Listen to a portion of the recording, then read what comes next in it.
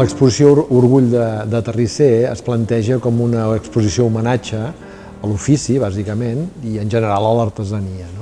El fet d'haver trobat tot un seguit de peces de terrissa amb diferents marques, des d'anotacions, numerals,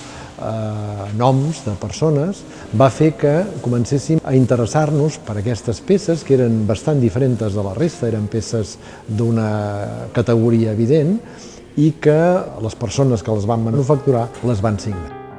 A partir d'una recerca important, que va durar al voltant d'un any i mig, vam poder recuperar al voltant d'una trentena d'aquestes peces amb anotacions diverses.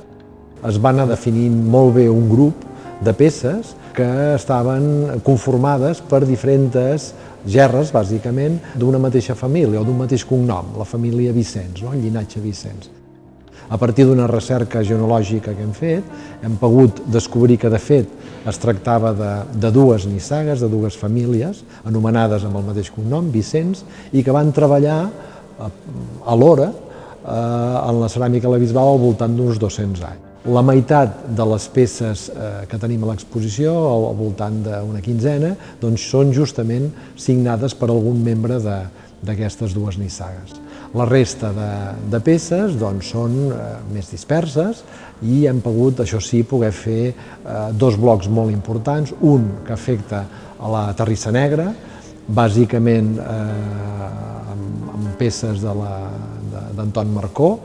una peça extraordinària, un barral per vi, que demostra com la terrissa negra de la Bisbal és molt més antiga del que es pensava, al voltant d'uns 60 anys,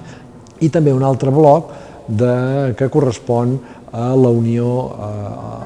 Obrera d'Alfareros, coneguda com la Unió. Aquesta empresa, de fet, fou una cooperativa de producció que va néixer arrel d'una vaga